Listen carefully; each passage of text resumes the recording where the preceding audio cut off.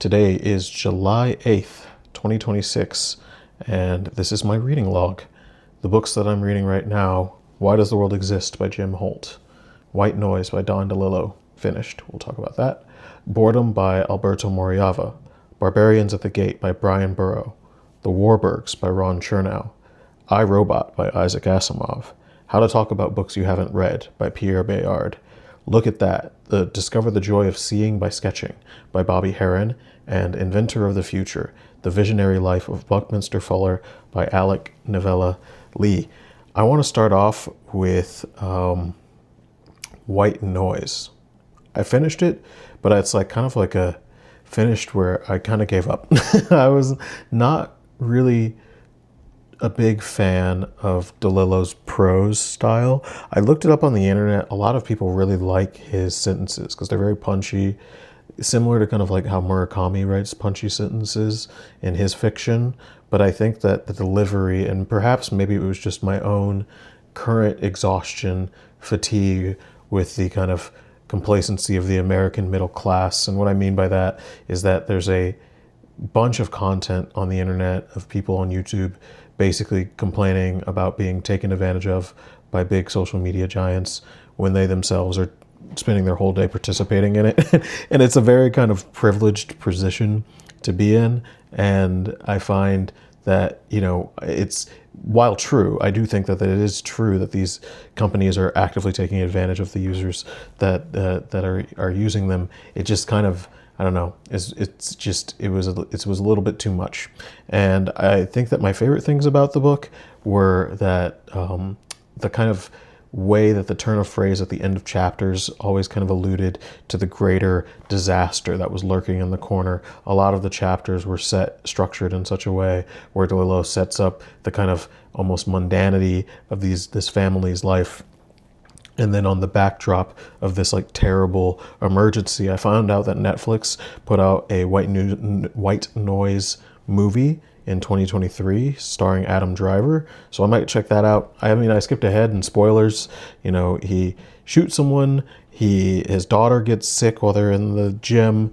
They have to because of during the toxic spill that's affecting the town. And yeah, I don't know. I think that's a reasonable place for that book to end up, is this kind of feeling of, now the tragedy has happened. What next? What happens to the mundanity? This kind of religious experience that the daughter has, or that the main character and the narrator Jack, I think his name, Jack Gladney, has when his daughter talks about buying stuff, and how that feels like a religious moment because it's very America. Don DeLillo writing this similar in a similar era to like Neil Postman, Marshall McLuhan, kind of the already kind of primed exhaustion of the TV era, which only got worse into the kind of social media era, even though there was a fair amount of optimism, which I can actually link to Inventor of the Future. So I just started Inventor of the Future, which is a biography of Buckminster Fuller.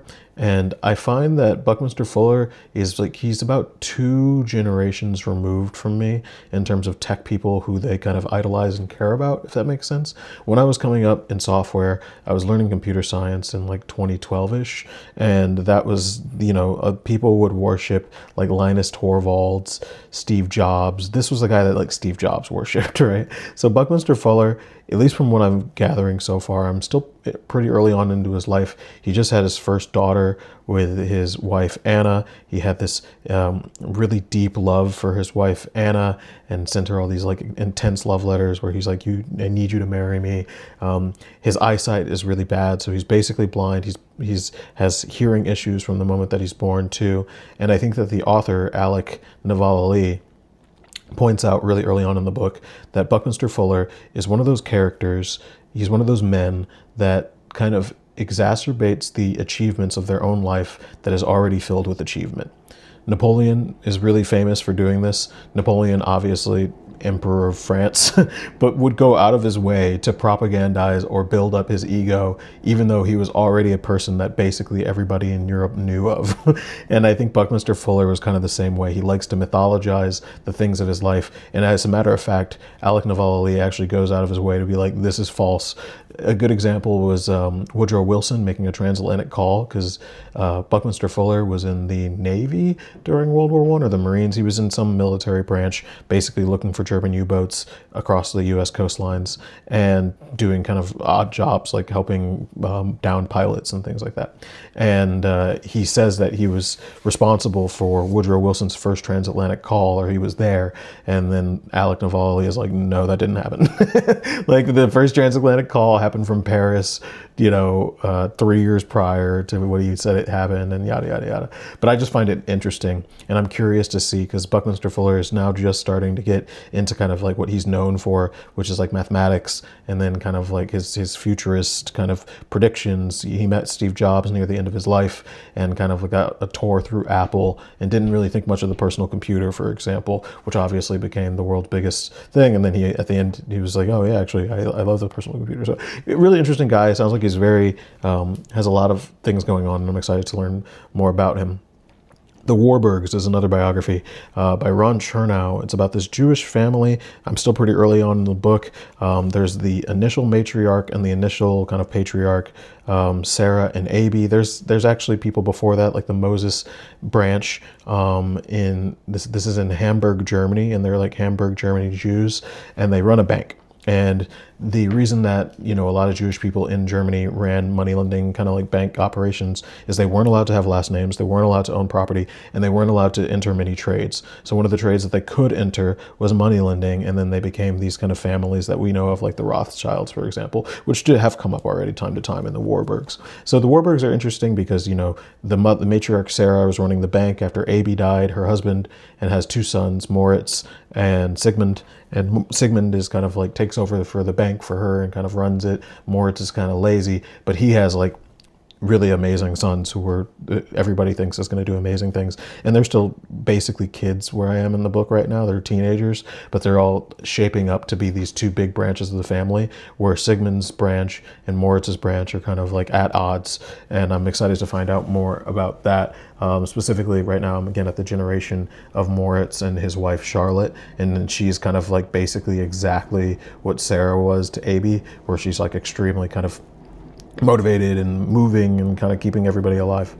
Barbarians at the Gate by Bryan Burrough. I'm now at a point where Henry Kravitz has just put up a $90 bid for, and it actually leaked. So, these LBOs, these buyouts, they want to usually keep information secret, because the second it's available to shareholders, the public, the board, it becomes like kind of public. It's a publicly traded company, RJR Nabisco, at this point in the 1980s, right? So it's like once that information became public, then, that drives up the stock price, which then drives up the bid.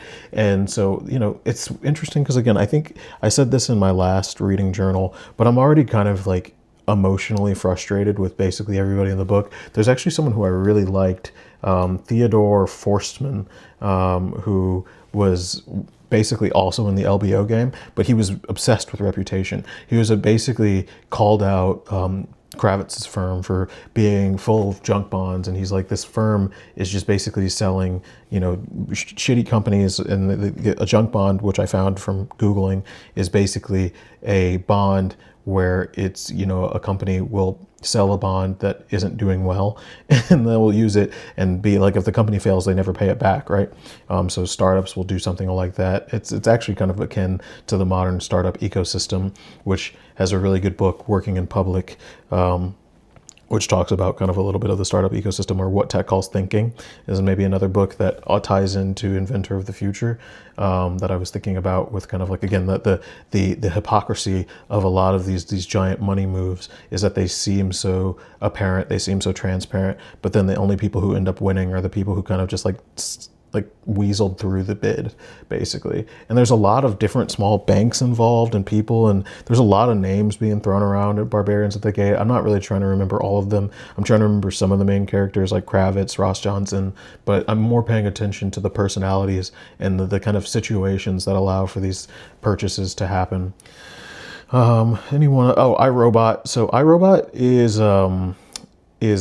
a, I just started the first story in iRobot where this little girl basically has a robot. It's set in like the 90s, which obviously there weren't robots in the 90s, but Asimov was writing this in the 40s or 50s or something along those lines. So at that time, they maybe could have presumed that 50 years later people would have robots. And her mother hates the robot. Her mom's like, we gotta get rid of this robot. Her dad's like kind of a madman dad, just reading newspapers and being like, get out of here, wife, And so the kid is like trying to figure out like where this robot went, and I don't know what's going to happen yet. I guess that's not really a spoiler because it's still the beginning of that.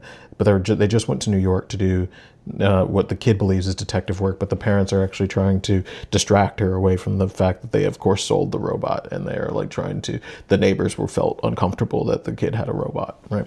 And then finally I want to talk about How to Talk About Books You Haven't Read by Pierre Bayard.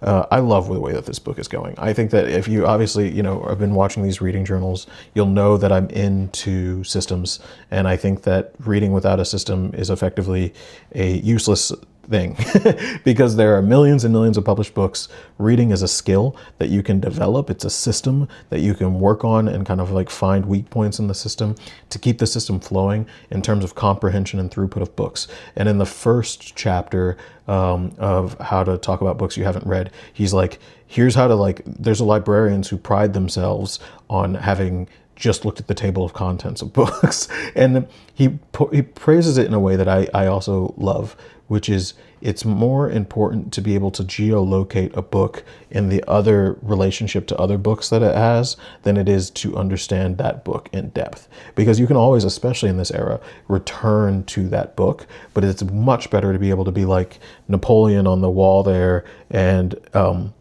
what's the relationship to Napoleon and the Diary of Anne Frank? And what's the relationship of the Diary of Anne Frank to Chopin or to Siddhartha or to, the Information? And I'm just like kind of like pointing at books at this point. The Book Against Death, right? What does Information have to do with death, right? Like there's the magic art of tidying up, right? Like there's so many relationships between books that are actually more interesting than the content within them, similar to the relationships that you have with the people in your life, more so than the people themselves.